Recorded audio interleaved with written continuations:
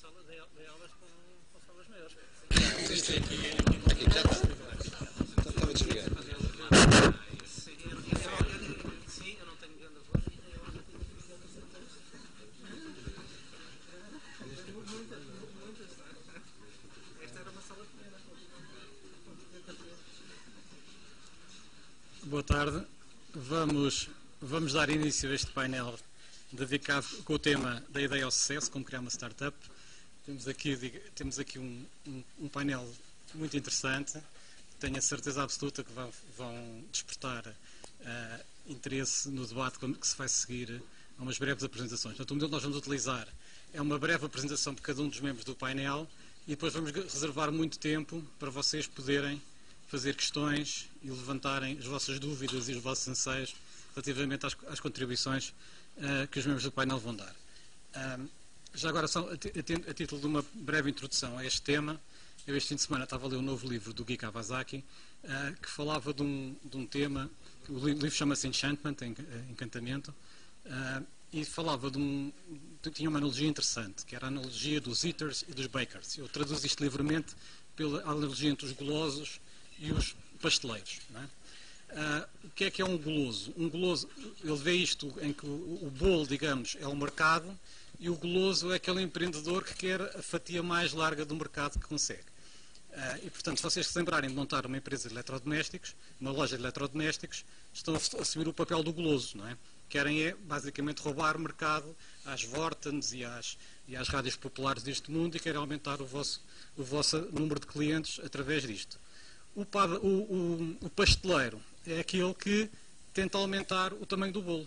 Portanto, não sei se vocês conhecem, portanto, havia uma Universidade de Stanford aqui há uns tempos, tinha um algoritmo lá, uma patente, um algoritmo que não estava a conseguir vender a ninguém, foi às empresas todas da altura que tentou vender, licenciar a patente que tinha desse algoritmo e não conseguiu. Em última análise, aquilo que conseguiu fazer foi criar uma empresa que foi explorar esse algoritmo comercialmente.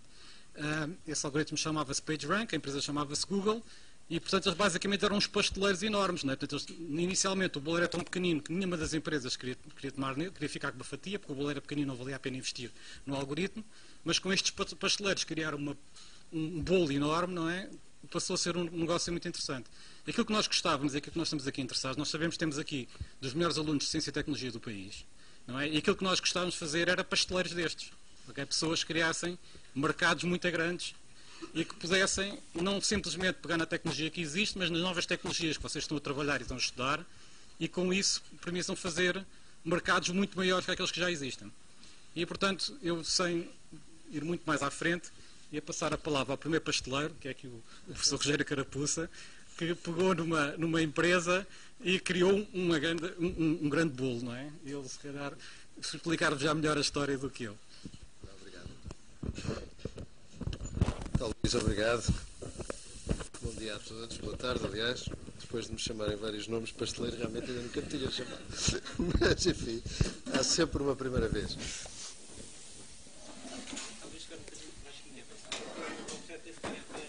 Bom, eu também só trago um slide, portanto é muito fácil. Só tenho que carregar aqui uma vez. Uma das formas de falar sobre empreendedorismo é, de facto, mostrar uma história, ou enfim, contar-vos uma história, e eu vou procurar contar-vos a história da Nova Base, um bocadinho comentada.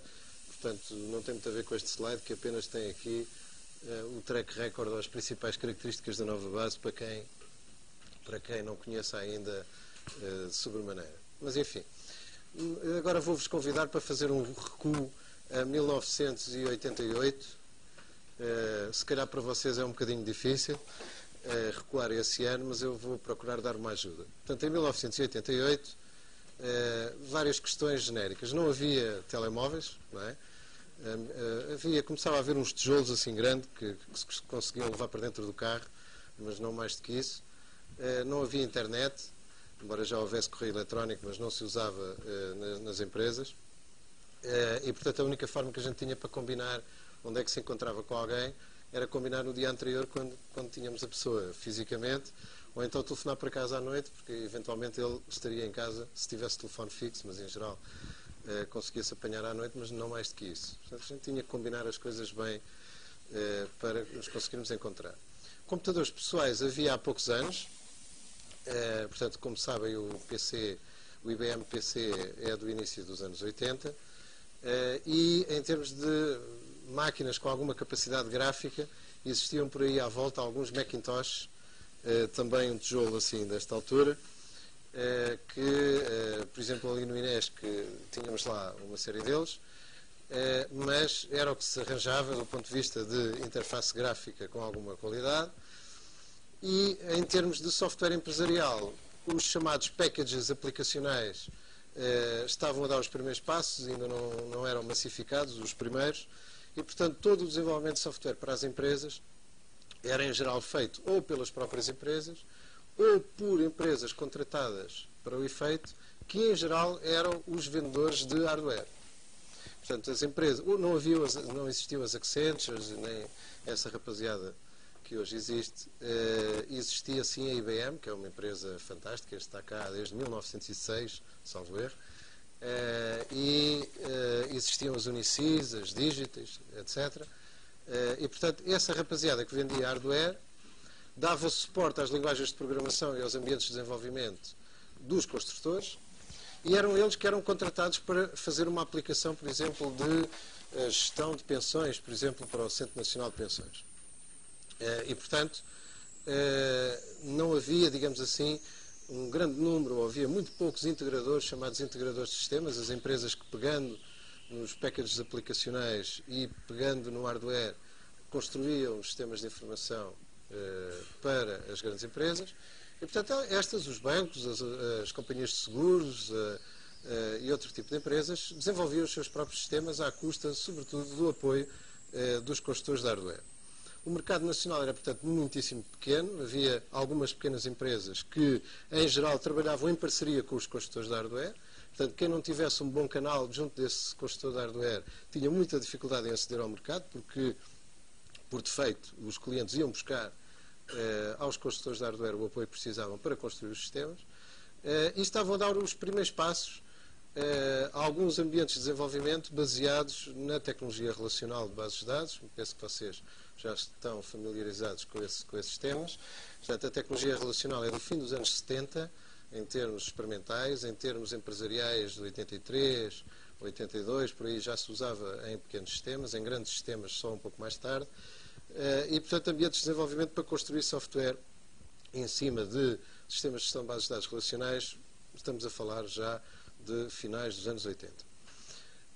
Nós aqui, cá estávamos, não é? Eu nessa altura dava aulas no técnico, tinha acabado o meu doutoramento em 88 e tinha um grupo de sistemas de informação ali no Inesc, e vieram ter comigo dois moços que trabalhavam comigo na altura e que um deles já tinha terminado o mestrado e o outro tinha terminado a licenciatura, e vieram ter comigo dizendo: olha, a gente não vai continuar aqui a trabalhar para a carreira docente universitária porque sentimos que não é essa a nossa vocação, vamos sim, ou queremos sim, construir uma empresa. Existe aí algum apoio para nós criarmos uma empresa? Bom, na época o Inesc tinha criado uma incubadora empresarial chamada iTech para precisamente apoiar o lançamento de empresas, e de facto a Nova Base nasceu com meia dúzia de pessoas em 1989, com estes dois promotores, com o apoio da iTech. Portanto, os dois promotores tinham 25% cada um, a iTech tinha 50%. Eu representei a iTech na primeira gestão da Nova Base a partir de 89. Como vos disse, na altura estava do lado universitário. A minha preocupação era, entre outras, com os colegas que na altura cá estavam, o arranque da Lake, que estava a arrancar por esses anos. E a minha área de trabalho era precisamente os sistemas de informação e as bases de dados. E, portanto, demos o apoio a estes dois promotores. Curiosamente, um dos dois promotores tinha acabado o serviço militar, vendeu o carro para ter algum dinheiro para a sua cota na Nova Base, que foi de 500 contos na altura, portanto 2.500 euros. E o outro também, a mesma participação, e a iTech, os outros 50%. Na altura, o apoio da iTech, ou seja, de uma incubadora empresarial, foi importante, porque, para além dos capitais alheiros que traz ao projeto, mas que eram um pouco expressivos, estamos a falar de uma empresa de serviços, não precisa de um grande investimento inicial, trouxe alguma, digamos, estatura institucional e algumas ligações institucionais para que a empresa se pudesse aproximar do mercado. E tentou-se aproximar dos construtores da hardware, os tais que basicamente ganhavam todos os contratos, no sentido de, numa primeira fase, se posicionar como um bom subcontratado destes construtores de hardware para fazer os sistemas que eles eram contratados para fazer e que, em geral, não tinham manpower suficiente para fazer. Foi assim que nasceu a Nova Base. Com 6 pessoas, 10 mil euros de investimento, e foi para o terreno. E um dos primeiros projetos que a Nova Base fez, curiosamente, foi na tal tecnologia Macintosh para o Governo Regional dos Açores, e era um projeto para caracterizar os efetivos pecuários e indo ao ponto de ter uma fotografia de cada vaca, o que na época era uma inovação muito grande, não é? Não só porque se podia mostrar uma vaca no ecrã, a cores e tudo, se bem que não fazia uma grande diferença no caso das vacas, mas apresentava uma fotografia de cada animal, porque estes animais de grande porte são todos diferentes, embora a gente não consiga distinguir assim tão bem essas diferenças. Bom, e esse era o tipo de projetos que se faziam na época para o Estado. A Nova Base trabalhou também para o Centro Regional de Lisboa da Segurança Social, criando software para pagar uma série de benefícios que os pensionistas, aliás, não eram ainda pensionistas, as pessoas que estavam a trabalhar tinham, como subsídios de doença, ou enfim, esse tipo de apoios, não as pensões que eram feitas centralmente pelo Centro Nacional de Pensões, e portanto esse foi o tipo de projetos que a Nova Base fez em primeiro lugar.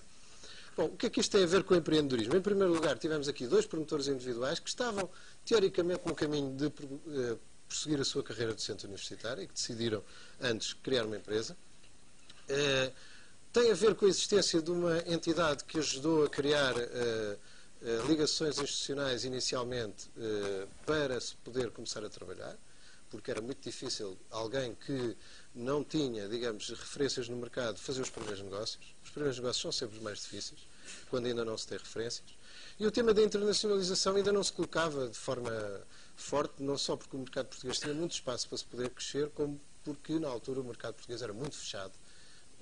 E, portanto, sobretudo na área dos serviços, era necessário criar algum lastro para depois se poder pensar em vender fora de Portugal. Mais tarde, em 94, eu juntei-me ao grupo, depois de ter o chamado provimento definitivo, ou seja, aquela altura da vida em que o professor universitário já não pode ser despedido. Eu saí e fui para a Nova Base, coisa estranha. E portanto, juntei-me a eles full-time e estivemos a fazer crescer este projeto até à dimensão que tem hoje. E aqui vocês podem ver algumas referências. Nós faturamos praticamente 240 milhões de euros. Temos tido um crescimento anual desde a criação, desde 1989, 35% ao ano, em média, não é? Criamos cerca de 150 postos de trabalho líquidos por ano, de pessoas licenciadas. Temos hoje cerca de 2.200, estamos a chegar às 2.200 pessoas, todas com contrato de trabalho. Não estão incluídos neste número nenhuma situação que não tenha contrato de trabalho, embora a gente tenha algumas pessoas temporárias, mas são poucas. E temos um investimento em inovação e desenvolvimento bastante significativo, cerca de 10 milhões de euros por ano. Temos naturalmente os parceiros do costume e trabalhamos hoje em cerca de 28 países. Em alguns temos um escritório permanente, como em Angola, como na Alemanha, como em França, como em Espanha, como no Dubai. E temos depois trabalho numa série de países em que nós não temos lá um escritório permanente, porque é possível ganhar alguns projetos, fazer lá o trabalho, e quando os projetos terminam, ou bem que temos massa crítica para continuar, ou então voltamos à base e não deixamos de ter custo nesse território. O trabalho da Nova Base, hoje em dia, é um trabalho marcadamente caracterizado pelos seus serviços. Portanto, nós vendemos serviços de construção de aplicações, de integração de aplicações, de arquitetura de sistemas de informação, de pensar como é que os negócios dos nossos clientes devem organizar de forma a que possam ser assistidos por um determinado sistema de informação. Um sistema de informação normalmente não se faz para o negócio como ele é quando não tinha esse sistema de informação, mas é uma transformação do próprio modelo de negócio muitas vezes. E fornecemos naturalmente alguma tecnologia, alguma dessa tecnologia é desenvolvida por nós, outra tecnologia é a tecnologia que se compra no mercado internacional e que nós integramos. Como eu só tenho 10 minutos para a apresentação inicial, ficava por aqui e depois nós voltaríamos ao tema no debate e penso que poderia passar então agora a bola ao próximo colega. Muito obrigado.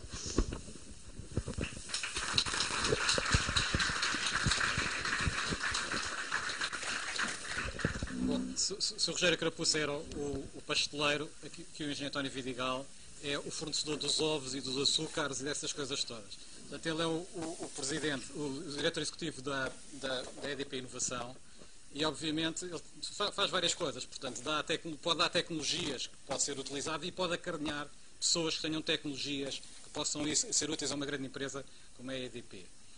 Para além disso, ele também tem o pelouro da EDP Ventures, portanto, onde também tem alguma capacidade de apoiar projetos de caráter inovador. E passava então a palavra ao engenheiro Vidigal. A mensagem que eu vos queria transmitir, portanto, foi na linha do que transmitiu o meu amigo Rogério Carapuça, portanto, é que vocês devem ter como objetivo, ou muitos de vocês que sintam vocação para isso, devem ter como objetivo criar empresas. Quando eu estava, eu sou aluno aqui da escola, portanto, estou aqui com imenso gosto, e quando eu saí do curso, o que era fino, entre aspas, era ir chegar a quadro de uma grande empresa. Eu pessoalmente considero-me um empreendedor, criei várias empresas ao longo da minha vida profissional, mas sempre com dinheiro de outros. Foi o caso, e tenho pena de não os ter criado com os tais 1000 euros ou 5000 euros que algumas poderia ter criado. Mas criei, por exemplo, a Edifor, que hoje em dia é a Lógica Portugal, portanto, convenci a EDP a fazer spin-off do IT e chegou a ser uma grande, é hoje em dia uma grande empresa.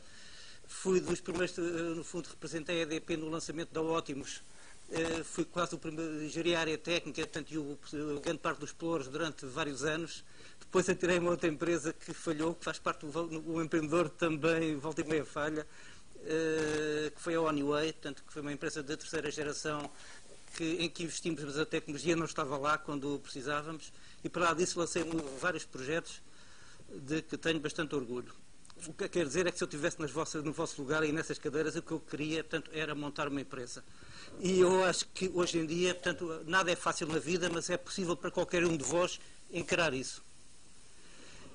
E há um grande número de oportunidades, tanto no espaço da energia. Eu não vos vou vender o que é a EDP, que vocês sabem bem, mas é só para dizer que a EDP é hoje em dia, portanto, uma empresa, portanto, internacional, que faz metade do negócio fora do país e tem ajudado e está disponível para ajudar, portanto, a lançar no mundo uma pequena empresa como vocês queriam. Eu estou na empresa há muitos anos, criei, no fundo, entrei e saí, mas sempre a representar em empresas que a EDP criou. E o que eu aprendi, portanto, outro dia perguntavam-me o que é que diria, portanto, a um aluno aqui do técnico como uma coisa boa da EDP, portanto. Eu, para mim, o que me lembro para trás, portanto, é que na EDP nunca me faltou dinheiro, desde muito novo, desde quase a vossa idade, para um projeto bom. A EDP há sempre cacau para um bom projeto. Se souber defender, às vezes até pode não ser bom, como foi o caso da Honeyway, mas se nós conseguimos defender, há muito cacau. Depois, a EDP, hoje em dia, não é a empresa para que eu fui há muitos anos. A EDP, hoje em dia, move-se muito depressa. Portanto, e está à procura de novos mercados para avançar. Portanto, um exemplo, por exemplo, são as renováveis. Há 4 anos, nós quase, estava já o meu amigo Sá da Costa, portanto, nas renováveis há muitos anos, nós éramos quase inexistentes na matéria.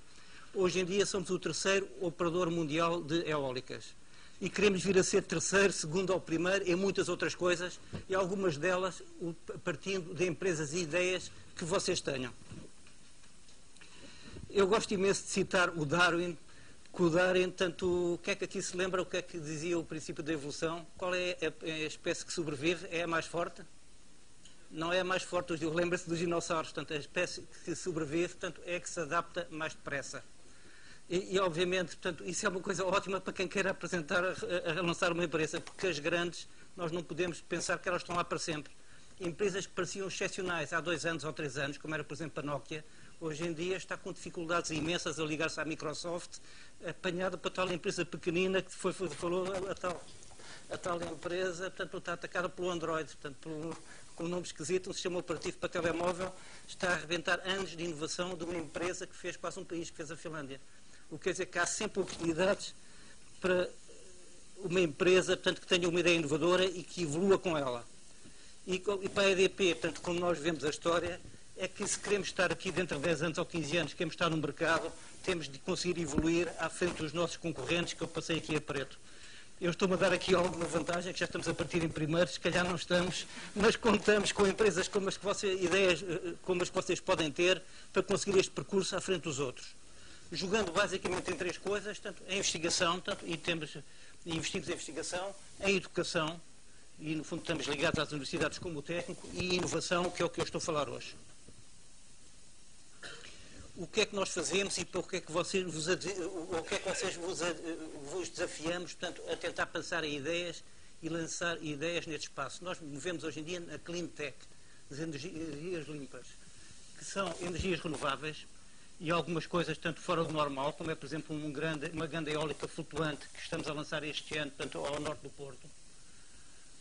Mobilidade elétrica, temos grandes investimentos em mobilidade elétrica, até com a própria nova base.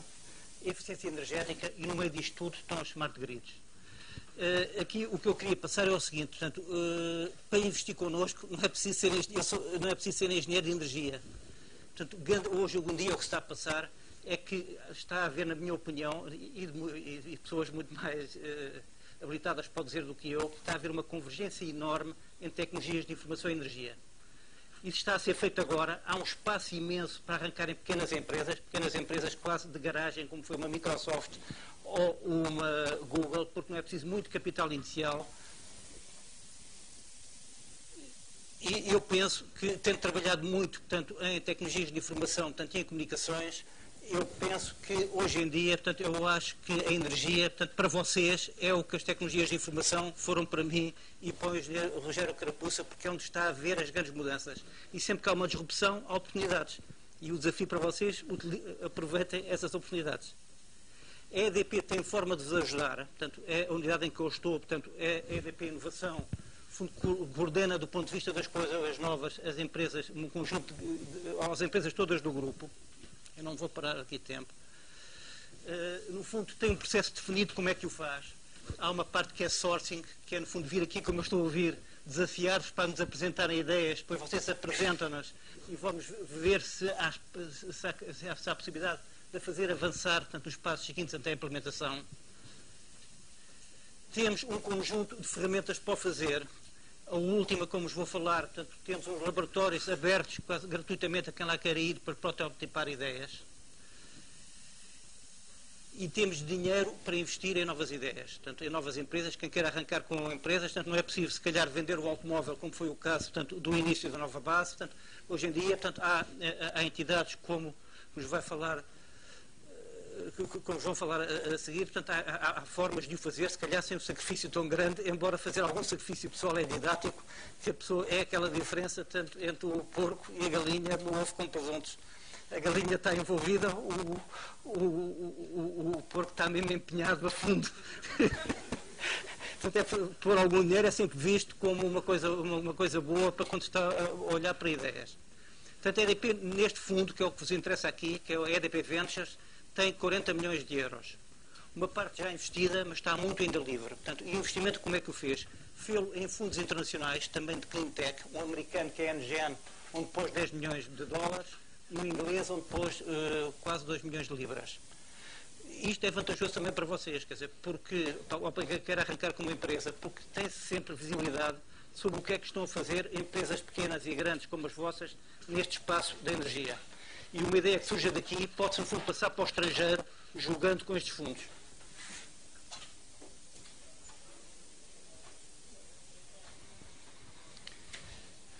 Aqui, quando se arranca uma empresa, portanto, é preciso ter uma ideia, ter alguma coisa para arrancar, mas é preciso ir arrancando, é preciso ir arranjando progressivamente dinheiro, portanto, é o normal. O primeiro dinheiro de que se fala normalmente é o seed money, E é o tal, e quando te pergunta qual é a origem do dinheiro, normalmente diz que a origem é FFF, que são Friends, Family and Fools, que é o primeiro dinheiro que aparece, e depois vai havendo rounds sucessivos para ir buscar o dinheiro à medida que, no fundo, se vão estabelecendo barreiras. Para vocês, quem queira lançar a primeira empresa, portanto, precisam do primeiro seed money, FFF, mas no fundo não é preciso, se calhar, vender os automóveis. Portanto, há maneiras hoje em dia de obter, como é, por exemplo, a Associação de Business Angels, portanto, nós próprios, há formas de o fazer.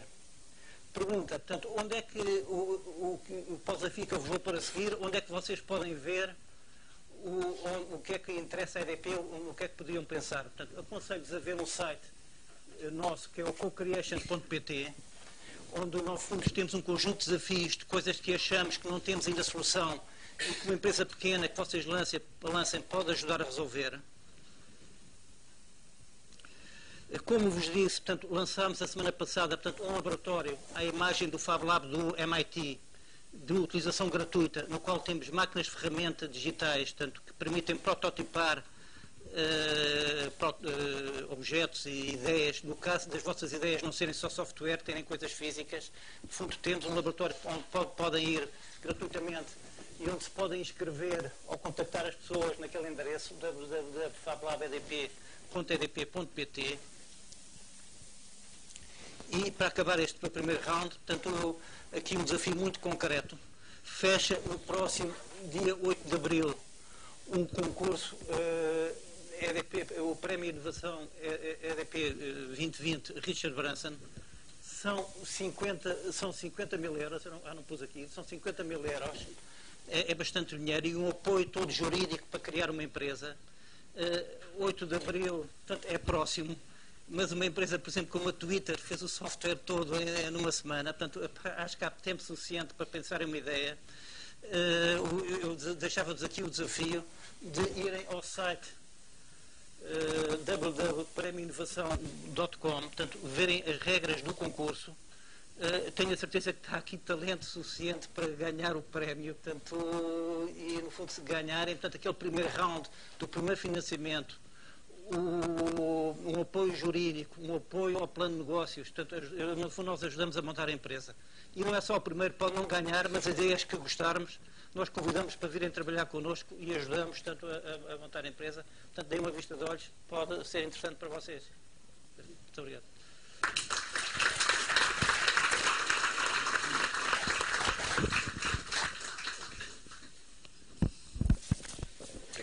Bom, o nosso terceiro convidado também é cá da casa, é o engenheiro Sérgio Rodrigues. Aqui o professor Rogério Carapuça arranjou um excelente exemplo, é a pessoa que fornece o fermento para as empresas, para vocês fazerem o vosso bolo gigantesco. A empresa Espírito Santo Ventures é uma empresa de capital de risco e que tem quantidade de dinheiro, tal como tinha a EDP Ventures, tem capital, mas nesse caso é mais abrangente o domínio de aplicação dos capitais, onde podem investir em novas empresas e novas iniciativas. Depois, no final, daqui a bocadinho, iremos falar também com o professor Castro Soeiro, que está a representar a Associação Portuguesa de Business Angels, que também é outra forma de vocês terem um arranque, um apoio no arranque inicial de uma empresa.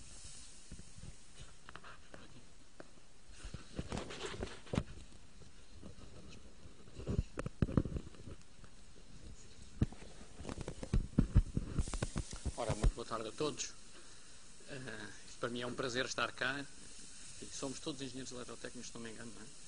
Portanto, daqui da casa, portanto, para mim é um prazer. Olhem, aquilo que eu vos vinha falar, muito brevemente, deixa-me ver como é que isto... Na prática, ter aqui assim 3 tópicos muito básicos para esta introdução. Primeiro, porque é que é relevante criar empresas inovadoras? Estamos aqui a falar, enfim, falámos da nova base e de outras.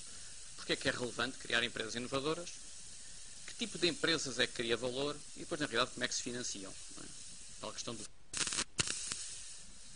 Bem, neste momento, então, hoje em dia, quem é impossível com os telejornais, os jornais, os políticos, toda a gente está a falar da crise e também, não é, da necessidade enorme que o país tem. E reparem, o problema que nós temos não é só nosso, há muitos outros com problemas muito parecidos, de equilibrar a grande diferença que nós temos naquilo que chama balança de transações com o exterior.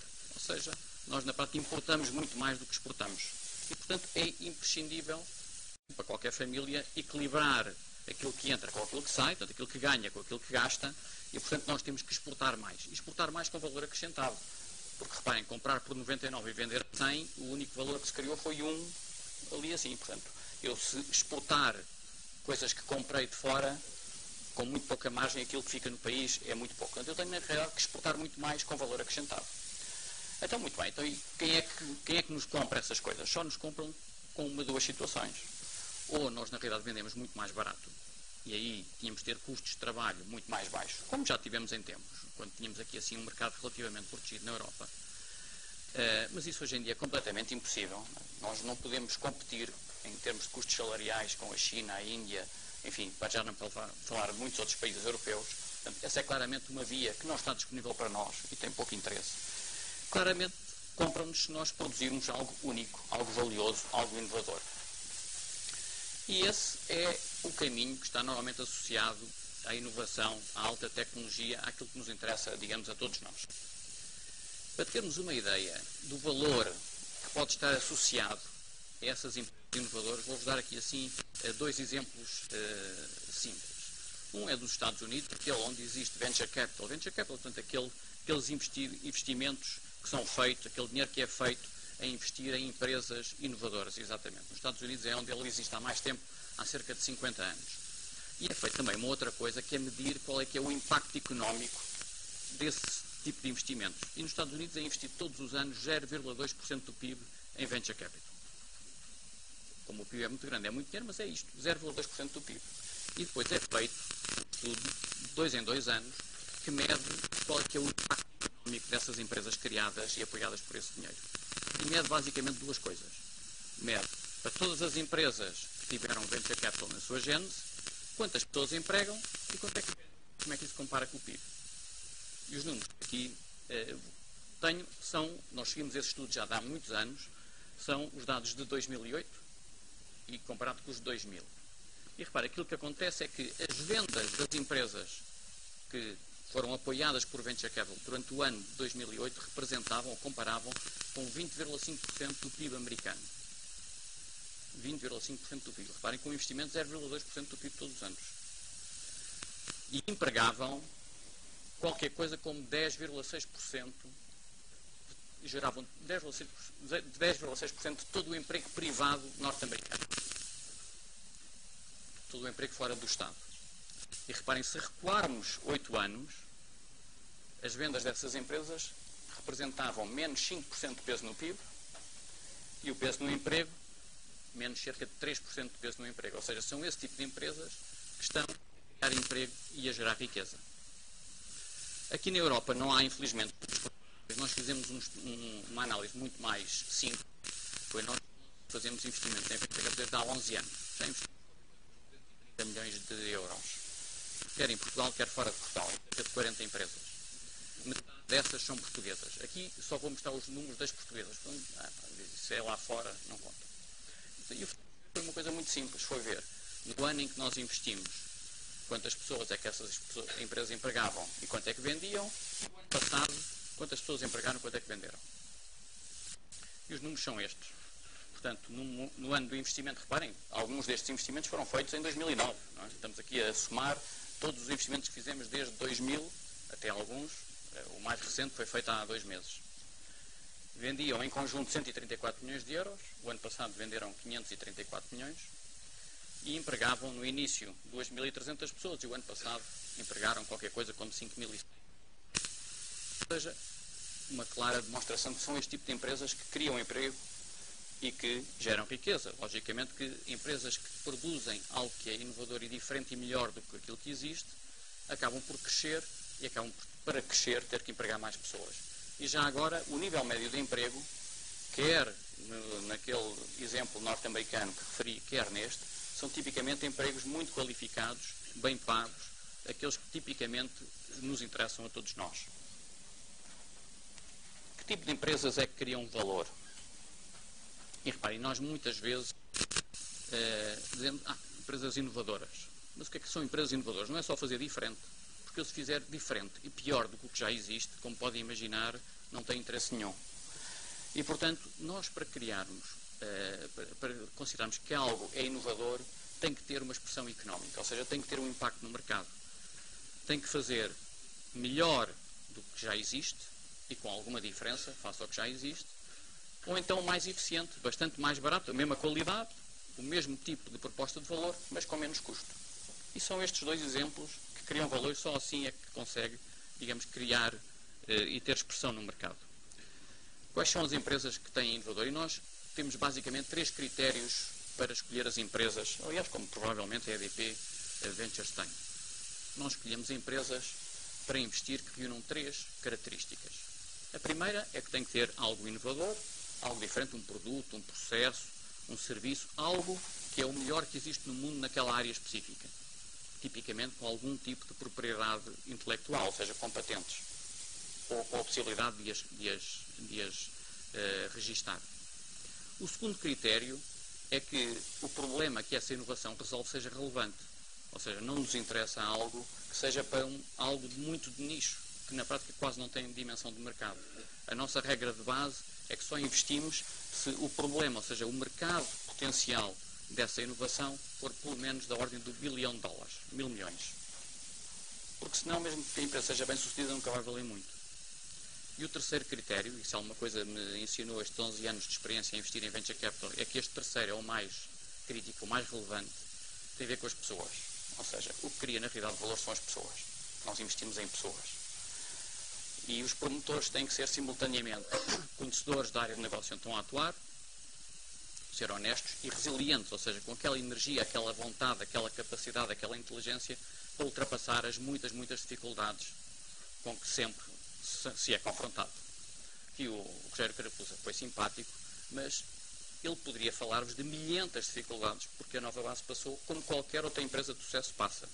O sucesso nunca vem sem dificuldades, nunca. E, portanto, as pessoas à partida têm que ter essa determinação e essa vontade e esse acreditar, porque o sucesso vem com muito trabalho.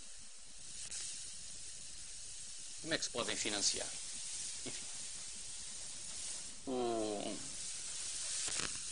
E assim, o António Vidigal já falou em parte.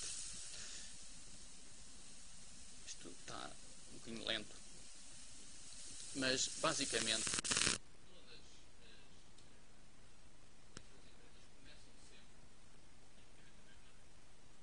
sempre uma parte inicial que vem do esforço individual, e os primeiros investidores são sempre as pessoas que estão próximas, a família, os amigos, alguém tinha fé naquela ideia, naquele conceito, decidiu apostar e acreditar na pessoa.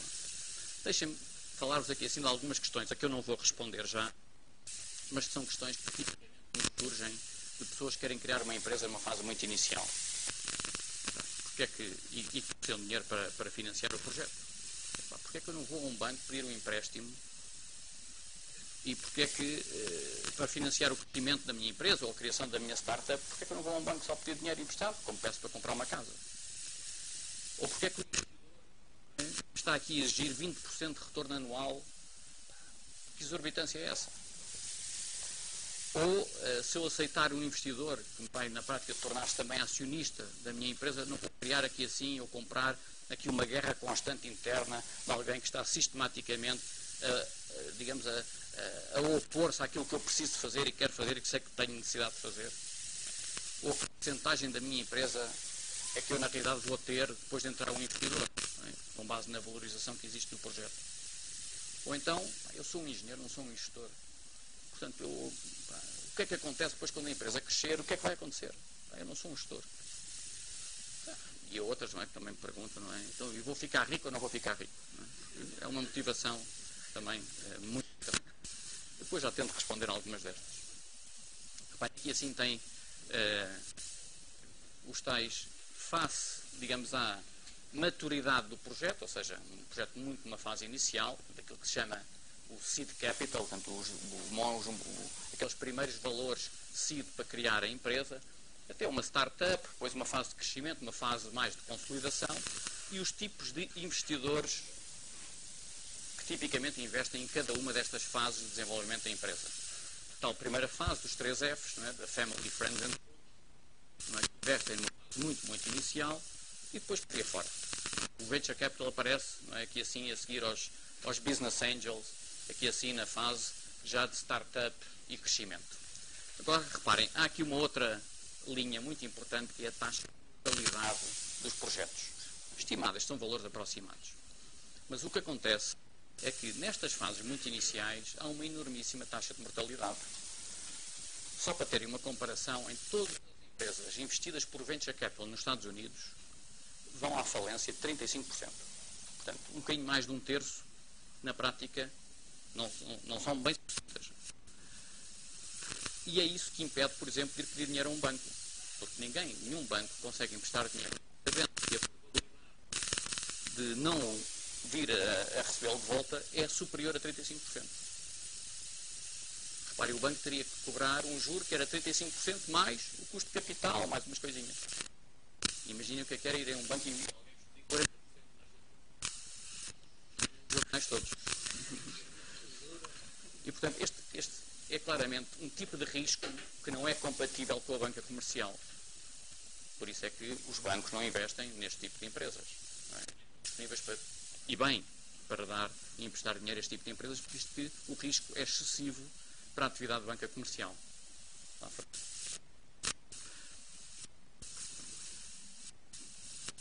Qual é então esta diferença entre um empréstimo bancário e o venture capital?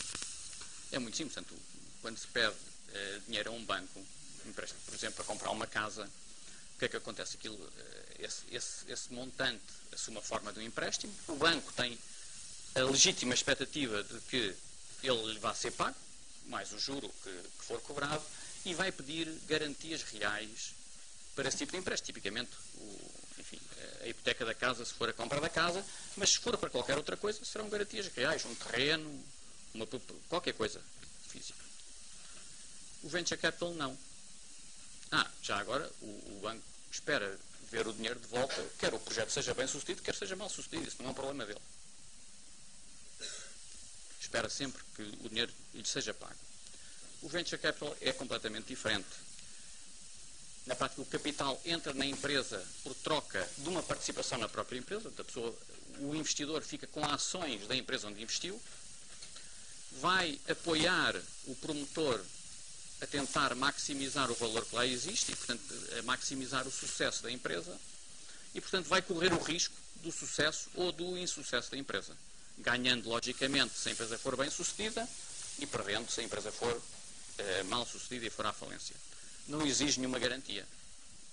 Portanto, a garantia é o valor do projeto. Portanto, o Venture Capital é exatamente isto.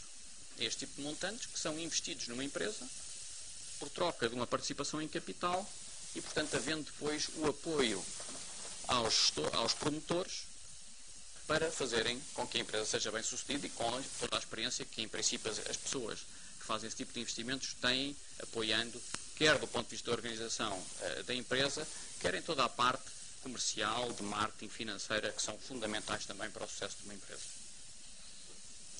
Um exemplo de um fundo de Venture Capital é o fundo exatamente que estamos a lançar com o Instituto Superior Técnico. Ou seja, nós estamos a lançar um fundo de Seed Capital precisamente para investir nos projetos inovadores que sejam originados pelos professores, pelos investigadores, pelos alunos das universidades e dos laboratórios de investigação em Portugal. Tendo, logicamente, como objetivo investir nesse tipo de projetos. É um fundo que é constituído por investidores privados, com apoios também de um programa Compete, que é um programa de Bruxelas, que na prática alavanca esse tipo de montantes, mas com investidores privados que querem claramente ver retornos sobre o dinheiro que vão investir. Portanto, não é investimentos caritativos, são investimentos para ganhar dinheiro. Só apoiando as boas empresas é que essas crescem, empregam pessoas e criam valor. Só para concluir nesta parte inicial, é claramente crítico para Portugal, e reparem, não é só para Portugal. A maior parte dos países do mundo ocidental estão exatamente com o mesmo dilema, que é, para crescer e criar valor e criar oportunidades para a sua população, não há alternativa conhecida que não seja apoiar e criar empresas inovadoras e fazê-las florescer. São essas que vão ser bem-sucedidas, criando valor no país e fora do país. Portanto, é crítico para Portugal, nestas condições, apoiar este tipo de empresas. Vocês estão, digamos, numa posição privilegiada, tendo, digamos, toda a competência que têm por serem alunos aqui assim do técnico. Esta geração de empresas inovadoras, as universidades têm aqui um papel determinante. Muita da inovação em tecnologia vem exatamente das universidades. É gerada cá dentro. Ou das pessoas que estão aqui, mesmo já depois de terem saído. Aqui assim, todos os trabalhos de pós-graduação têm aqui ainda um papel mais relevante. É quase criminoso, enfim, eu não quero exagerar também, mas é quase criminoso fazerem-se teses de doutoramento com nenhuma relevância económica. Reparem, a pessoa tem toda a legitimidade para fazer o que quiser, mas perceba que no fim daqueles 3 ou 4 anos criou zero de valor para si. E na prática, aqueles 3 ou 4 anos de investimento, a pessoa que estiver a preparar um doutoramento está a fazer um investimento em si. Já agora façam algo que lhe dê valor no fim. Portanto, escolha, enfim, e trabalhe com o seu orientador para escolher algo que seja simultaneamente relevante do ponto de vista científico e relevante do ponto de vista económico. Escolha bem. Já que vai investir 3 ou 4 anos da sua vida nisso, escolha bem. E o investimento nestas empresas tem um altíssimo, se bem feito, tem um altíssimo potencial de criação de valor. É isso que gera valor e que cria empregos, quer para o país, quer nos outros. Muito obrigado.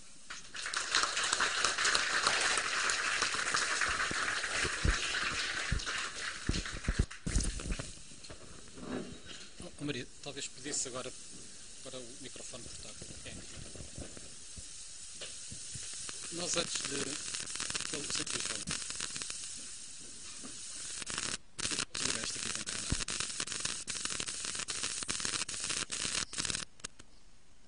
Bom, portanto nós agora iríamos começar a...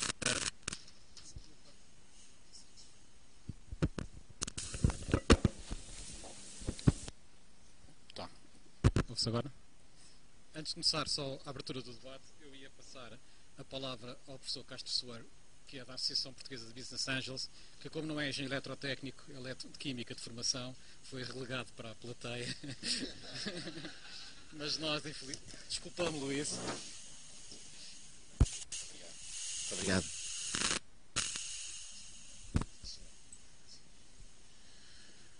Muito boa tarde a todos.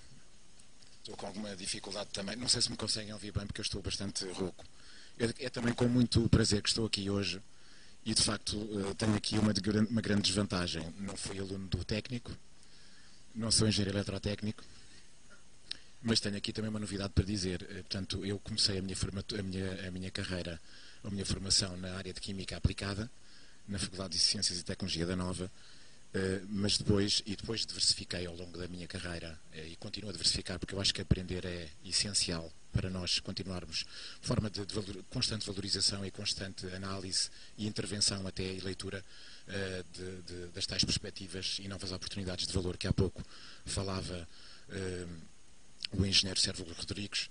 É essencial para nós, quer do ponto de vista, do ponto de vista de empreendedorismo, quer do ponto de vista até humano e das nossas valências, de várias valências do ponto de vista humano. Mas para dizer o seguinte, tive durante esse percurso, no início mesmo da década de 90, eu vou aqui também passar aqui uma rasteira ao colega nesta apresentação, que ele não sabe, estive ligado aqui a um projeto de investigação, um programa de doutoramento, com o professor Alberto Romão Dias. E, portanto, nessa altura, devo dizer, já foi há uma série de anos, provavelmente muitos de vós não conhecem, mas são capazes de ter ouvido falar, os colegas certamente, mesmo de outras áreas, tê-lo certamente, foi uma grande figura de referência. E começo já por enquadrar aqui este tema pelo seguinte: já nessa altura, portanto, numa área em que se fazia investigação muito fundamental, muito pouco aplicada,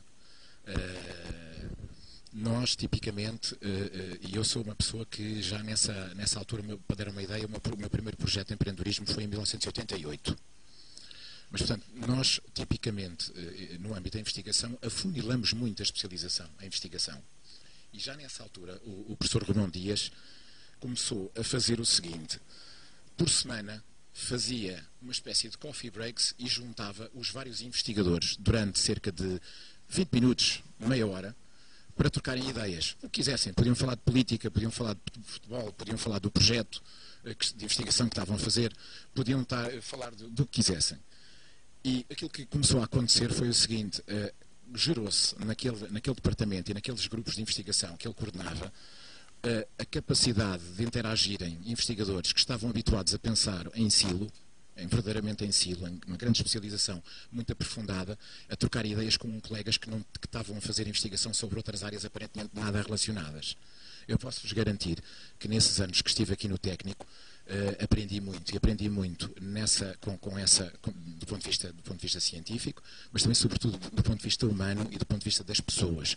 Conseguiu-se criar aqui uma hélice de valor extraordinariamente grande e grandes saltos qualitativos que do ponto de vista, digamos, do ponto de vista estrito, se levadas a uma especialização máxima e independente, não teriam sido possíveis. Portanto, essa é uma primeira grande escola. Eu acho que foi aqui já muito referenciado em relação ao empreendedorismo. Eu estava ali a tomar algumas notas para nortear aqui um bocadinho a minha exposição e se calhar convidava-vos a seguir comigo aqui um percurso de 5 passos, que eu acho que são importantíssimos. O primeiro passo tem a ver com aquilo que eu chamo o triângulo dourado. Eu acho que todos vocês têm uma ideia, não é? E eu acho que justamente em relação à ideia que têm, eu acho que devem colocar em perspectiva nos outros vértices 2 outros elementos. O primeiro é o problema. Qual é o problema que vocês querem resolver? Há um problema, há um market flaw, há a pain, como alguém já referiu também, há uma dor, entre aspas, no mercado. Há algo que não está a ser convenientemente resolvido. E isso gera um problema, gera uma oportunidade também. E eu acho que o primeiro grande aspecto é vocês tentarem potenciar o desenho da vossa ideia no âmbito destes 2 fatores. Qual é o problema? Quem é que se importa com o problema? Vocês perceberem exatamente quem são os key stakeholders, as pessoas, as entidades, os clientes, os fornecedores, os elementos da cadeia de valor que estão à volta dessa área, onde vocês estão a focar a vossa ideia.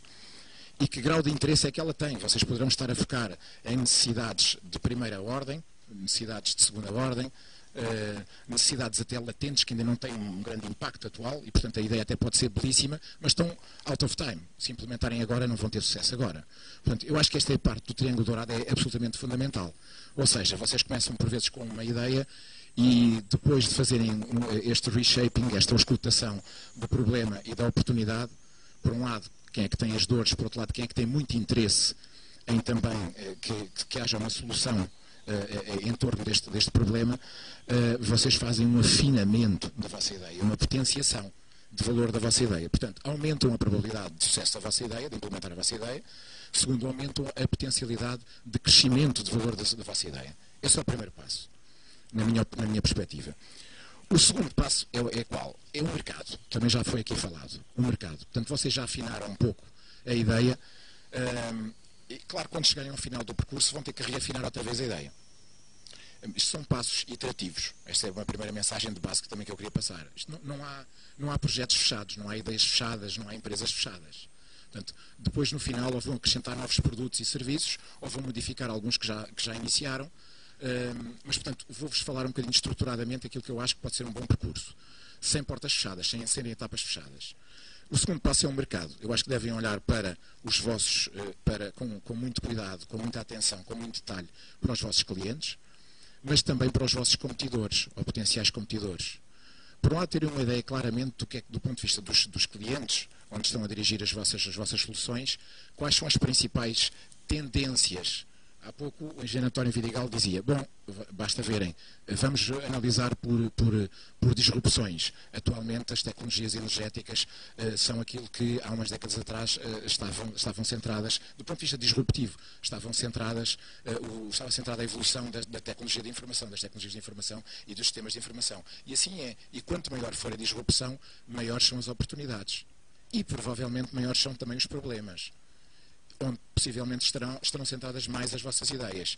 Não quero aqui focar em setores, mas eu acho que claramente esta analogia é muito válida. Independentemente disso, há outros setores de oportunidade. Mas voltando aqui ao mercado, eu acho que devem compreender muito bem as tendências e o valor que essa ideia pode representar para os clientes. Fazer 1 ou 2 estudos de mercado, fazer uns surveys na net, por exemplo, fazer uns questionários, umas entrevistas com os vossos colegas e com os vossos amigos, eu acho que ajuda a concretizar. E depois ter uma ideia também dos competidores. Quem é que são os vossos competidores hoje e quem podem ser os vossos competidores no futuro. Esse é outro dos aspectos. O terceiro elemento, o terceiro passo, é aquilo que eu chamo o negócio, o business model. Vocês têm ideia, têm claramente centrado quem é que são os vossos clientes e os vossos competidores, percebem, analisando os vossos competidores, quais são as vossas vantagens competitivas, de que maneira é que vocês se diferenciam dos vossos competidores. E então agora acho que devem estruturar o vosso modelo de negócio construindo a vossa proposta de valor. Vão juntar, digamos, ao vosso target, aos vossos consumidores, os vossos produtos e serviços e vão pensar num processo de angariação de ganho de dinheiro. As empresas existem para criar riqueza, para criar postos de trabalho, para ganhar dinheiro, mas continuar a reinvestir nesses processos e criar continuamente valor. Portanto, tem que pensar muito bem nos processos de receita, de geração de receita, também. Dependendo dos negócios. Pode ser uma utilização inicial free, pode ser mais vocacionada, por exemplo, sei lá, uma componente de consultoria inicial, de análise de diagnóstico e depois, mais para o final, focada na angariação das receitas totais do projeto. Pode ser um modelo ligado, por exemplo, a uma progressão de rendas mensais, ou com outra periodicidade. Enfim, há uma míria possível de processos de obtenção de receitas. E vocês devem pensar nisso, percebendo o valor que entregam, as pessoas, os vários elementos e entidades envolvidas e o tipo de cliente, o tipo de target a quem estão a dirigir a vossa oferta, a vossa proposta de valor. Esta componente, esta tríade, é aquilo que eu chamo verdadeiramente a proposta de valor. Depois existe um segundo nível muito importante no vosso modelo de negócio que tem que ver como é que eu implemento isto. Eu já tenho uma solução, eu sei a quem é que eu vou vender a solução, como é que, já sei, tenho uma ideia de como é que vou ganhar dinheiro e vou gerar valor aos meus clientes, há aqui um trade-off, evidentemente, como é que eu vou implementar isto? Nesta medida, nesta camada, eu penso que vocês devem endereçar questões importantes que têm a ver com quais são as atividades que vocês têm que, se têm que centrar, necessariamente de acordo com as vossas competências, quais aquelas que eventualmente vão subcontratar ou vão arranjar pessoas de fora que vão colaborar convosco, seja no domínio financeiro, seja no domínio tecnológico, seja no domínio comercial, seja no domínio da distribuição, etc. E, para além disso, tem que se focar bastante na vossa estrutura de custos, como alguém aqui já vos disse há bocadinho, quer dizer, no princípio é mesmo, desculpem a expressão, chamado com o pelo do cão, ou seja, há muito poucos recursos, a estrutura de custos deve ser fixa, pelo menos. Vamos fazer só aqui uma experiência. Quem é que aqui teve a cadeira de empreendedorismo? Ponha a mão lá, por favor. Ok. Nós temos aqui, este é o único curso técnico que tem obrigatoriamente a cadeira de empreendedorismo. Portanto, muito daquilo que está a dizer, nós vendemos durante um semestre inteiro aqui aos alunos que aqui estão. Portanto, eu acho que se focasse no aspecto em que a Associação Portuguesa de Business Angels pode apoiar estas novas iniciativas, seria mais interessante para nós, está bem? Muito obrigado. Portanto, dito isto, entramos na quarta etapa que eu gostava de referir e que passa muito pela rede ecosistemática, onde estão os elementos, as entidades que podem apoiar-vos. Uma dessas entidades é a Associação Portuguesa de Business Angels. Eu, aliás, aproveitava esta oportunidade para referenciar que temos muito interesse em, se quiserem potenciar e apresentar as vossas ideias, o site é www.apba.pt. Tem uma aplicação online que é o Angelsoft, que aliás é a mesma aplicação que existe na rede europeia onde está inserida a Associação Business Angels.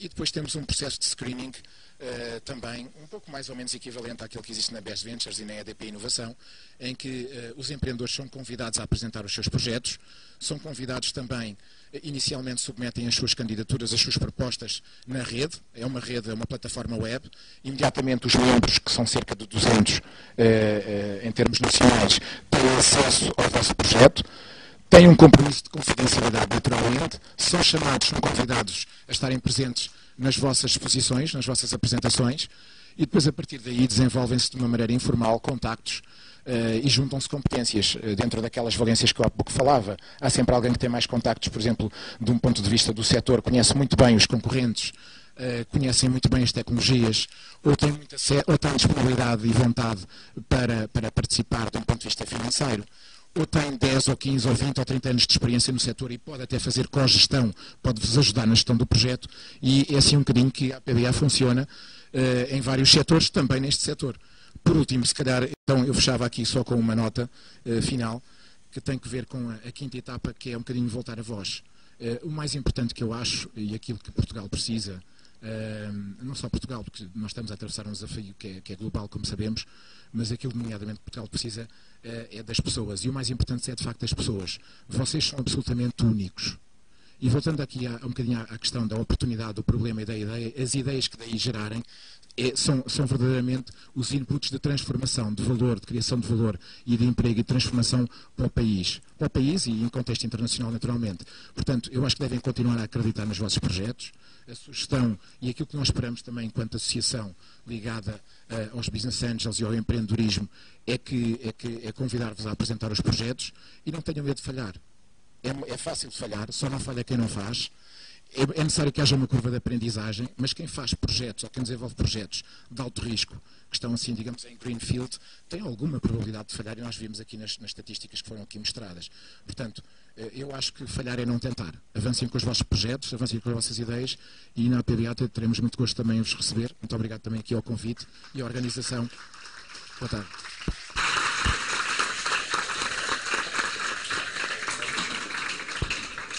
Muito obrigado. Só ver perguntas para si, depois eu passo lá para a frente. Claramente vai haver uma aula a seguir, não é? Vamos. Já agora, quem teve empreendedorismo percebeu que a gente aqui não vos vende a banha da cobra, isto são coisas mesmo a sérias, ok? A gente há aquilo nas aulas, mas aquilo existe mesmo, existem business angels, existem capital de risco, etc. Bom, eu agora passava a bola para esse lado e dava-vos a oportunidade de fazerem perguntas às pessoas que nós temos aqui, que são os nossos visitantes, que apesar de serem praticamente da casa, não vêm cá tantas vezes quanto isso. E acho que é o momento certo para vocês porem as vossas questões e as vossas dúvidas. Se vocês não fizerem, eu vou fazê-lo, porque eu tenho imensas perguntas para fazer. Portanto, vamos lá ver quem é que tem ideias, quem é que tem perguntas para fazer. O microfone aqui.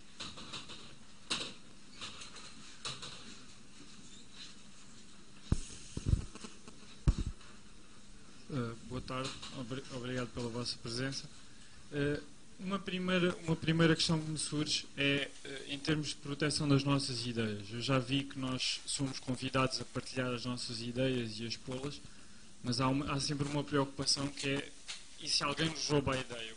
Como é que nós nos protegemos em relação a esse ponto?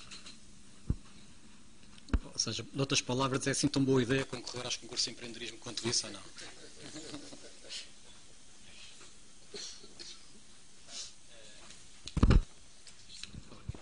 Aqui assim várias respostas possíveis. Uma é, se vocês vierem com a ideia sem nenhum tipo de proteção, não têm nada patenteado, não têm nada registado, nada, bem, ou vocês confiam com quem estão a falar, ou então não digam. Portanto, reparem também que, no nosso caso, se nós não mantivéssemos sempre confidencial tudo aquilo que nos é transmitido, não estávamos no negócio de certeza. Porque isso, então, em Portugal, em que o mercado é pequeníssimo, toda a gente se conhece. Portanto, é evidente que nós, em alguns casos, assinamos, digamos, um contrato, aquilo que se chama um Non-Disclosure Agreement, portanto, é um contrato legal em que nos comprometemos a não divulgar a informação confidencial que nos é transmitida. Mas quer o assinemos, quer não assinemos, comportamos exatamente da mesma maneira, que é mantemos sempre confidencial tudo aquilo que nos é transmitido pelas pessoas que nos vão apresentar as suas ideias. Agora, caso tenham essa preocupação, ou seja, na realidade acham que têm ali uma ideia que é formidável e, infelizmente, facilmente copiável, porque há umas que não são. Então, registrem a patente. Um pedido de patente é uma coisa relativamente simples, não custa quase nada de início e mantém-vos aquilo durante um ano, é vosso. Depois, passado um ano, tem que se começar a pagar e aí começa a ser mais caro. Mas durante um ano, aquilo está protegido. Se não têm confiança com quem estão a falar, pá, não digam.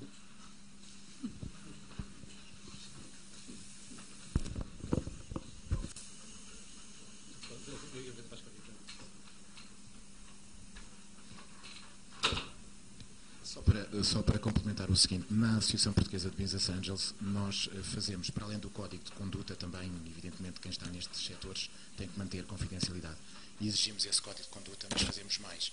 Nós fazemos um apoio, um advisement do ponto de vista estratégico, do ponto de vista financeiro, do ponto de vista de todo o plano de negócios em si e também às patentes.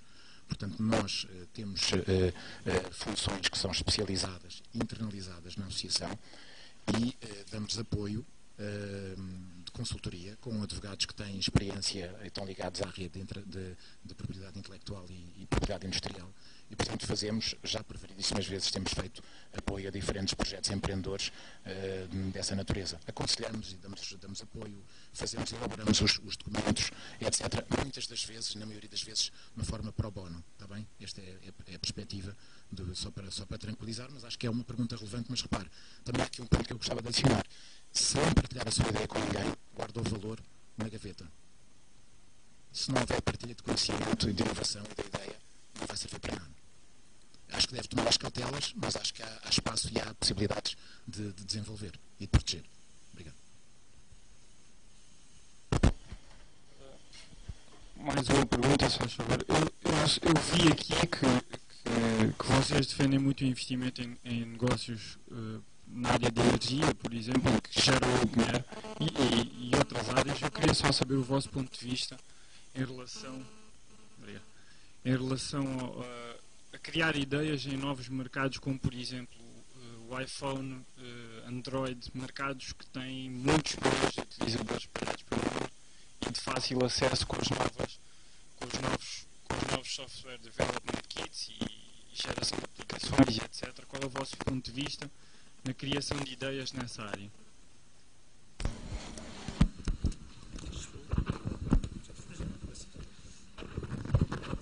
Não, pessoalmente é uma área interessante, não é? Colocar uma aplicação no iPhone, na plataforma do iPhone, portanto, e no fundo receber, portanto, um royalty por cada venda, não é?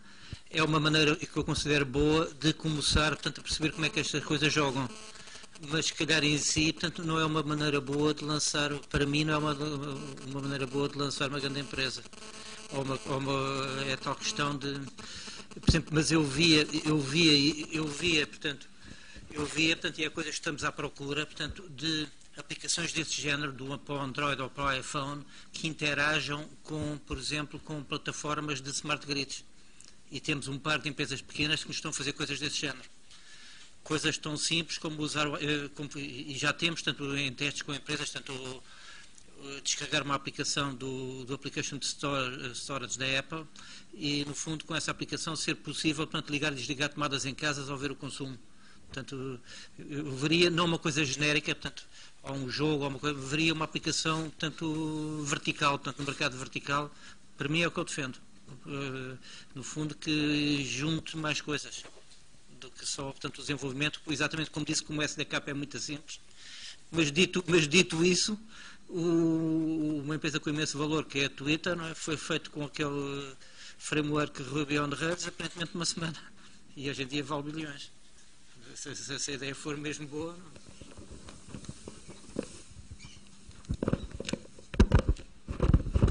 Talvez acrescentasse também o seguinte, hoje em dia começam a existir algumas plataformas tecnológicas e a plataforma do iPhone é um exemplo disso. Nós, no projeto da mobilidade elétrica que estamos a fazer em parceria com a EDP e com a FASEC, também estamos, no fundo, a lançar uma plataforma para aplicações ligadas ao mundo do carro elétrico e, portanto, da mobilidade elétrica em geral. E, portanto, a ideia mesmo é que os providers de serviços, de determinado tipo de produtos que queiram ser disponibilizados ao mercado, possam utilizar essa plataforma como um meio de distribuição rápido dessas aplicações. Agora, nada dispensa o facto de se imaginar uma aplicação ou de se imaginar determinado tipo de situação que responde a uma falha de mercado ou que responde a algo que ainda não existe e que é muito interessante que venha a existir. E essa sim é que é a tal ideia que estamos a falar. A plataforma é um meio, de alguma forma, de comercializar uma solução para aquele problema. Hoje em dia não existe propriamente inovação tecnológica isolada, ou seja, a inovação em termos tecnológicos normalmente anda de mãos dadas com a inovação em termos do modelo de negócio e a inovação em termos dos processos, da forma de fazer as coisas, não é? E a tecnologia é uma alavanca que está ali pelo meio para ajudar a resolver aquela situação. Por isso, vocês pensem sempre um pouco globalmente, não só em que tipo de tecnologia é que eu vou utilizar para resolver este problema, mas sobretudo no problema. Eu vou-vos dar um exemplo de uma empresa que é apoiada pela Nova Base Capital. A Nova Base também tem uma unidade de Corporate Venture que basicamente apoia também projetos inovadores e que vocês também podem consultar, se quiserem ajuda. E um dos projetos que lá apareceu, a história é simples de contar. E hoje em dia essa empresa já existe, está a vender no mercado internacional, etc. Como é que apareceu a ideia? Antigamente existiam centrais telefónicas que eram um hardware específico, ou seja, quem queria ter dentro da sua empresa uma rede telefónica vasta tinha que comprar esse hardware específico, que era uma central telefónica, ligava essa central telefónica aos vários telefones da empresa e era assim que se atendiam, digamos, os telefonemas e que se faziam as chamadas utilizando esse software específico. A partir da difusão dos protocolos IP, passou a ser possível, e da tecnologia IP em geral, passou a ser possível utilizar um hardware general purpose, ou seja, um computador normal, correndo software baseado em IP, para fazer as mesmas funções que fazia uma central telefónica. E, portanto, havia ali uma oportunidade do mercado de destornar os players que faziam as centrais telefónicas e o software que corria nessas centrais e que era todo ele proprietário, quer o software, quer o próprio hardware, destornar, digamos, essa rapaziada e criar um software que fosse um software feito de forma aberta, em cima de IP e que iria correr num computador tradicional. E, portanto, a empresa, em vez de comprar um hardware específico, comprava uma máquina, um computador normal, um servidor normal, punha lá aquele software a correr e recebia as suas chamadas telefónicas, etc.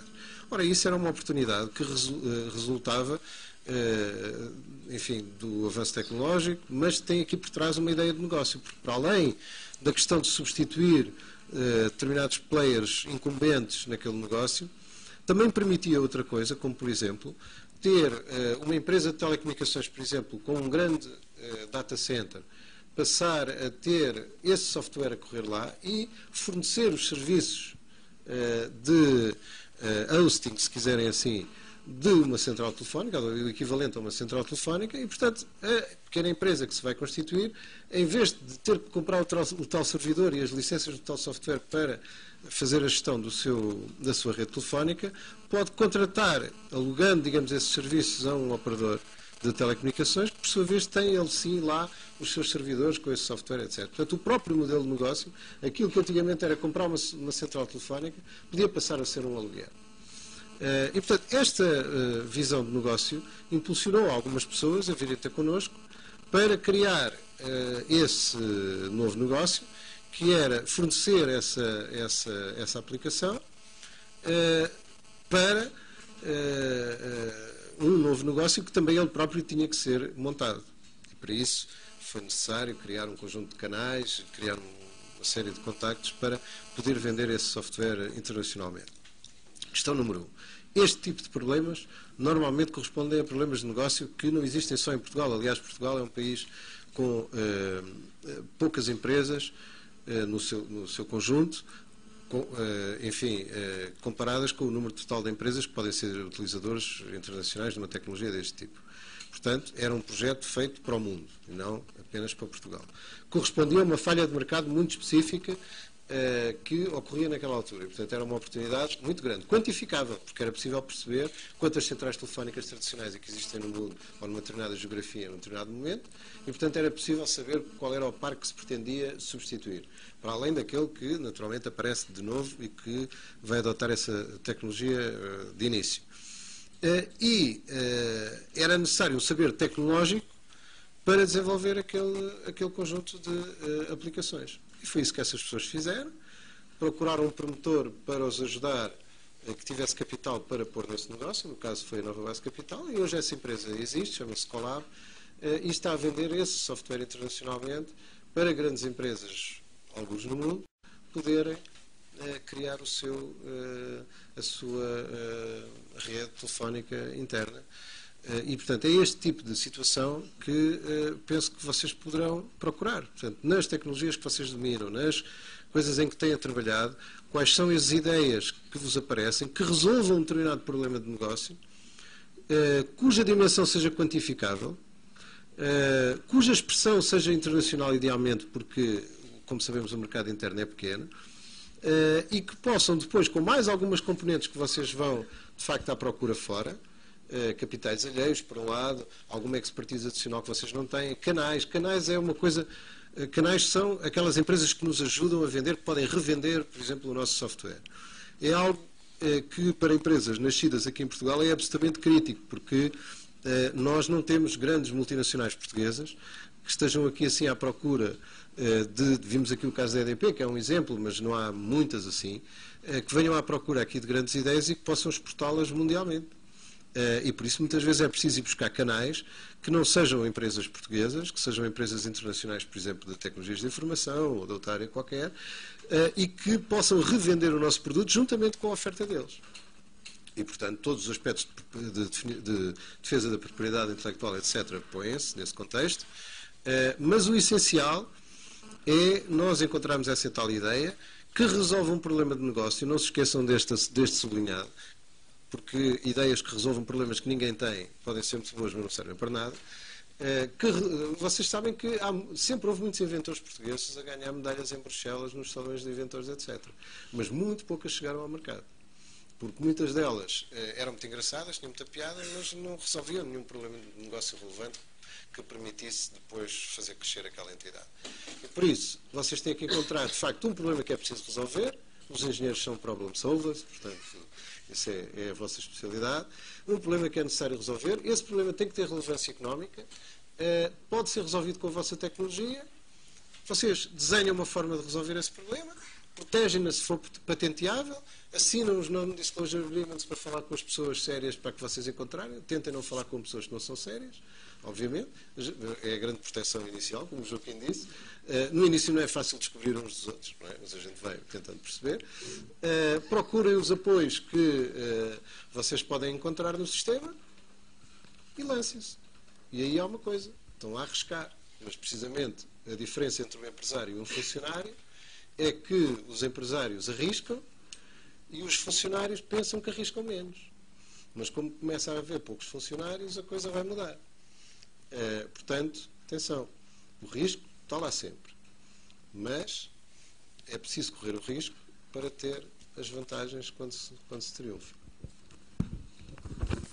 Ok, mais perguntas? Vou só complementar aqui o que o Rogério disse com duas coisas. Concordo com tudo o que ele disse. Nós às vezes, engenheiros, temos tendência para olhar apenas para a tecnologia e ter uma perspectiva tecnológica da vida e do mundo. Ao procurar em que é que poderemos eventualmente pensar em termos de ideias de negócio, vale a pena pensar para as grandes tendências no mundo e para os grandes problemas que existem.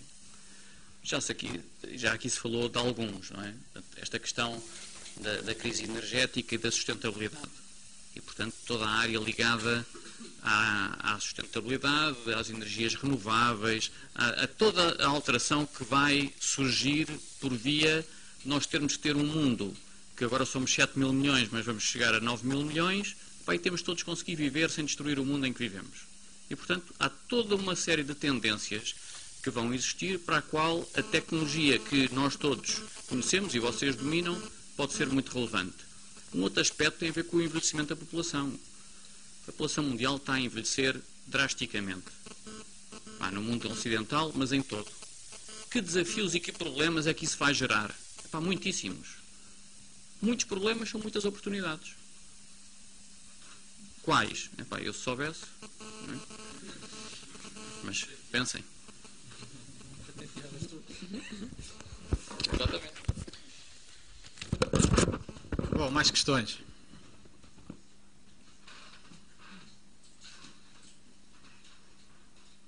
Aqui o professor Sá da Costa tem uma questão. Não tenho questão.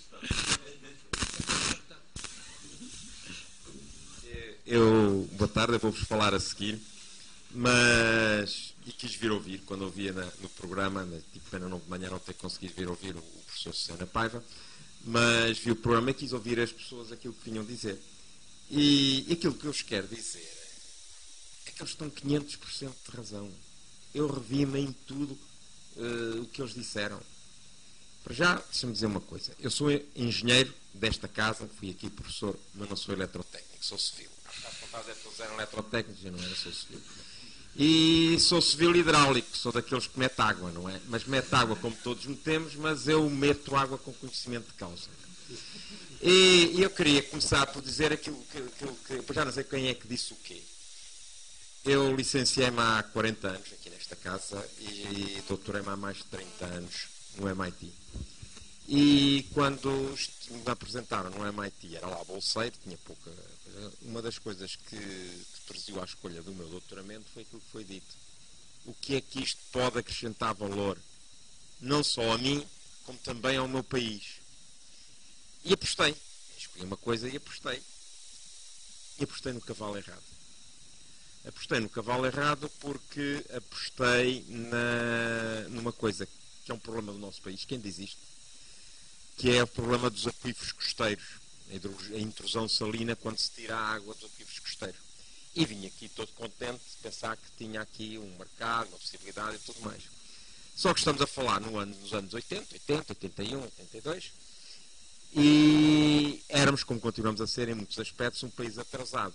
E o país era atrasado de tal maneira que as entidades públicas, em vez de quererem apostar em tecnologias novas de predição, modelos de estimação, eu não conseguia correr o meu modelo no computador do técnico, tive que ter apoio do INES, que estava a lançar, portanto tive um apoio nesse aspecto, mas acreditavam mais nos vedores, com as varinhas, do que propriamente naqueles engenheiros que tinham conhecimento. E então tive que fazer uma agulha.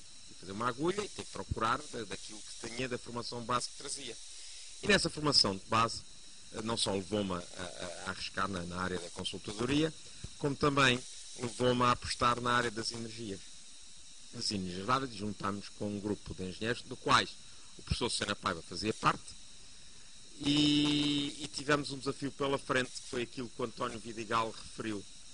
Na altura, o mercado de produção de eletricidade no país, havia só uma entidade que o fazia, a EDP. E conseguiu-se abrir uma brechinha com uma publicação que nos deixava fazer eletricidade a partir em pequenas centrais até 10 megawatts. Isto foi evoluiu de tal maneira, e a aposta foi de tal maneira, e não estou a dizer que não foi só, criámos uma empresa, ou outros criaram outras, juntámos-nos, fizeram aquilo tudo, que hoje em dia, aquilo que eram exclusivos da EDP, a produção de eletricidade a partir de fontes renováveis, representa 1/4 da eletricidade que é consumida no país. Em pouco mais de 20 anos. Com as dificuldades todas que encontramos. Há sucesso, há insucesso. Há que ter ideias, há que trabalhar muito. Mas mesmo muito. E há que perceber quando se falha e há que se corrigir. Há que se corrigir as trajetórias e estamos... Agora posso dizer uma coisa, como também aqui foi focado. Nós não nos podemos centrar na nossa pessoa. Se estamos à espera de ideias para enriquecer, direitinhos, é mais fácil e se calhar mais barato jogar no Euromilhões. Nós temos, e vocês sabem o difícil que é ganhar aí, não é? Temos que focar em outras coisas. Aquilo dizer, no fim eu enriqueci. Do ponto de vista material, sobrevivi, estou bem, não estou rico, não estou milionário, de acordo. Agora, do ponto de vista de realização, estou multimilionário. Estou satisfeitíssimo por ter arriscado. E foi aquilo que foi dito agora no fim. Há que se ter certezas naquilo que fazemos, há que ter confiança em nós próprios e há que arriscar. Nós não podemos ser um país de funcionários. Temos de ser um país de empreendedores. Funcionários, leia-se entre parentes, carneiros. Não. Temos que ser líderes, temos que liderar. Não vamos ganhar o mundo. Não, senhor, não vamos. Mas podemos ajudar. Não olhemos para os nossos governos como os paizinhos que nos vão trazer as nossas soluções. As soluções estão em nós.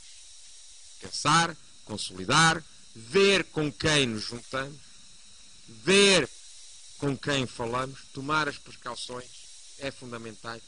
Há uma raça, não está aqui ninguém, mas eu posso dizer que nós engenheiros não gostamos deles, mas fazem muitas fáceis.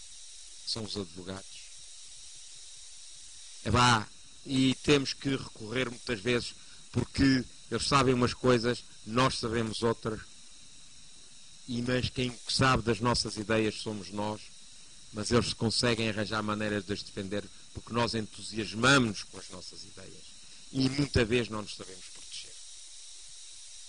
A base de tudo é uma sólida formação tecnológica que nos permita ter os olhos abertos, não só focados naquilo que foi aqui dito numa direção, olhar a perspectiva e em cada momento não ter medo de tomar a decisão e ir para a frente. Obstinadamente, trabalhar. Muito obrigado.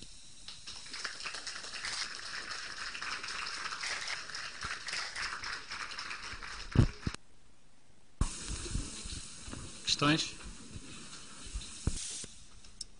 Boa tarde. Eu ouvi tudo o que foi falado aqui e queria pôr uma questão. Se, eventualmente, apresentássemos uma ideia e fôssemos com ela para a frente, se a ideia falhasse, qual era o risco que corríamos ou que não corríamos? Ou o que é que nos acontecia, sendo que alguma das empresas tinha apostado também na nossa ideia? Nós temos ali uma prisão para guardar.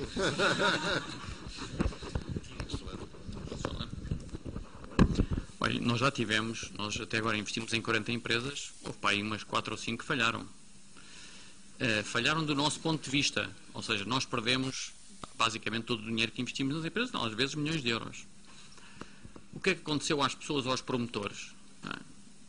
É variável, mas eu não vou citar o nome, mas uma das empresas em que investimos e onde perdemos, aliás, a maior parte do dinheiro, ainda existe. A parte do capital, ou seja... É isso que eu ia responder, Portanto, uma das empresas em que investimos, onde perdemos todo o dinheiro que investimos lá, ainda existe. Nós fizemos, depois percebemos que aquilo, aliás, a pessoa portou-se irrepreensivelmente, houve ali assim uns meses que até deixou de receber salário porque achava que aquilo não estava a correr bem, e não estava. Nós vendemos a empresa a nossa participação por €1 à pessoa, e a pessoa continuou, aquilo nunca vai ganhar nada de especial, mas continua. Às pessoas, em princípio, não acontece nada. Ganham muita experiência, não ficam ricos de certeza se a empresa falhar. Mas é a altura para arriscar.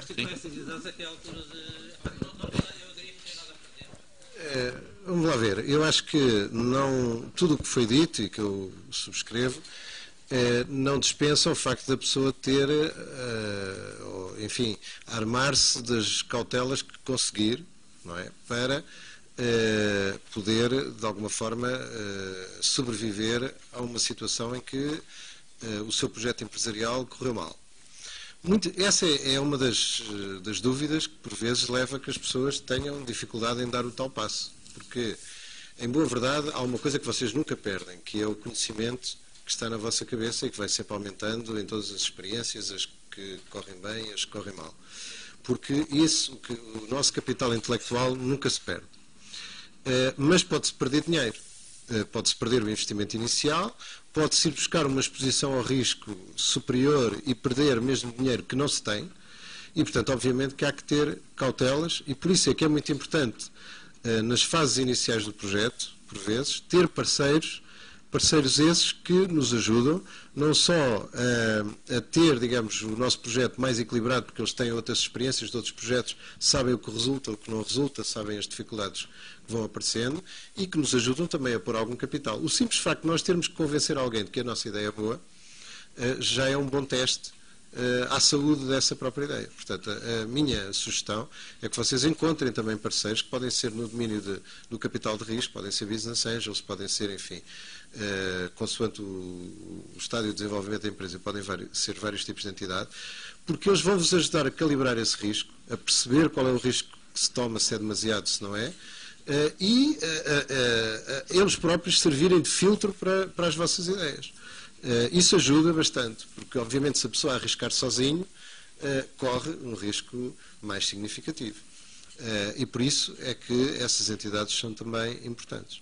Mas há que sempre que lidar com o risco. Aliás, o tema de lidar com o risco, em toda a vida de uma empresa, em todas as fases da vida de uma empresa, é sempre fundamental. Temos aqui uma pergunta do professor, mas vamos ter que acabar imperativamente daqui a 10 minutos, está bem? Eu quero só fazer um comentário. Quero só fazer um comentário. Foi sugerido ali pelo António Sá da Costa. E também por uma das apresentações. E o comentário é muito simples. Eu acho completamente legítimo que alguém queira ficar rico com o desenvolvimento de uma ideia e de uma tecnologia que desenvolva. Acho completamente legítimo. E não devemos ter vergonha nenhuma disso. Não é? Agora, sabemos é que a probabilidade disso acontecer é baixa. Primo, não é? Segundo, que demora tempo. Não é? Salvo o Twitter ou... Enfim, são outras realidades, não é? Quer dizer, o Facebook, não é? Quer dizer, em que, enfim, em que os inventores ficam, não é ricos, é bilionários em 10 anos, mas esqueçamos isso. Mas, portanto, demora tempo. Mas eu acho que repito, acho completamente legítimo. Acho que é um belíssimo exemplo, porque se houver engenheiros que consigam ficar ricos à custa de ideias que tenham, exatamente de tecnologias que eles próprios fomentem, eu acho que isso que é um incentivo muito forte para o outro. Isso cria riqueza para eles, não é? Mas é que acima de tudo, cria riqueza para o país e cria emprego. E mais, se ficarem ricos, também têm que pagar mais impostos. Mas é que isto bocadinho é muito importante, porque mesmo em relação à consciência, porque às vezes aqui no nosso país parece que fica assim um bocado mal. O país não é, enfim, não é um país pobre, é um país remediado. Não é? Portugal não é um país pobre, é um país remediado. Não é? Mas às vezes parece, quer dizer, há uma cultura que aquele tipo é rico e tal, fica logo assim um bocado. Então, não é? Mas se ele for rico, paga mais impostos e, portanto, também contribui para melhorar a vida de todos. Portanto, repito, a minha mensagem é: queiram ser ricos.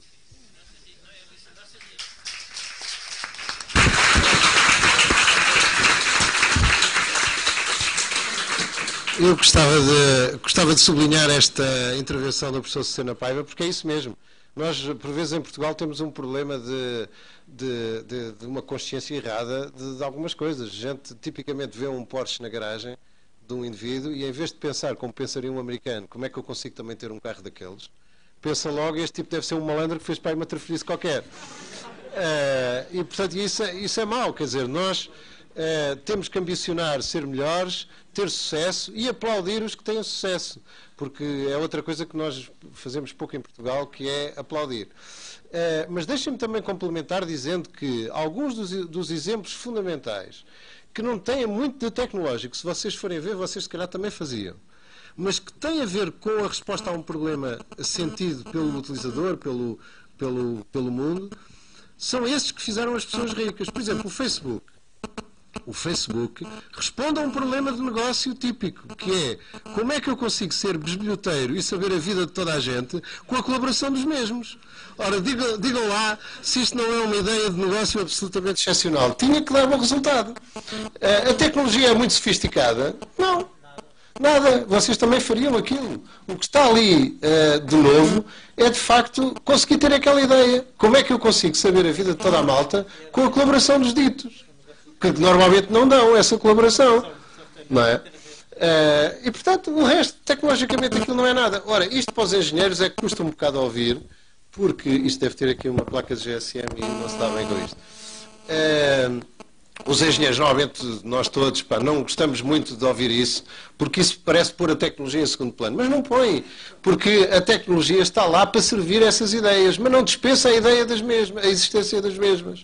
E, portanto, aquilo que vocês têm que ir à procura e ouvir, vocês têm que saber ouvir bem, é ir aí para o mercado, para a rua, todos os dias, e perceber que problemas é que estão ali, que vocês, com a tecnologia que conhecem, conseguem resolver. Porque as pessoas que estão lá, se calhar viram esse problema, mas não conseguem resolver porque não têm a expertise tecnológica que vocês têm. E falem com toda a gente, falem com os vossos colegas das escolas de gestão, com os vossos colegas das escolas de direito. Os advogados, como dizia um amigo meu que é advogado, são muito parecidos com os engenheiros. A única diferença é que perguntam no início de que lado é que a gente está. Enquanto que os engenheiros perguntam sempre como é que se resolve este problema, os advogados perguntam primeiro de que lado é que eu estou. Se eu estiver deste lado, o problema é um. Se estiver do lado contrário, o problema é o inverso. Portanto, mas são escolas de ciências exatas, também de certa forma. E, portanto, falem com os vossos colegas de gestão, que eles andam à procura de problemas e não os encontram, não é? Sabem resolver uma série de coisas que vocês, se calhar, aqui não estudaram tanto, e não têm a expertise técnica que vocês têm. Falem com colegas de direito, falem com colegas de outras áreas e procurem problemas de negócio. Andem pela rua e vejam o que é que está mal, o que é que faltava ali fazer. E quando encontrarem uma falha dessas, vão à vossa tecnologia perceber como é que ele se resolve.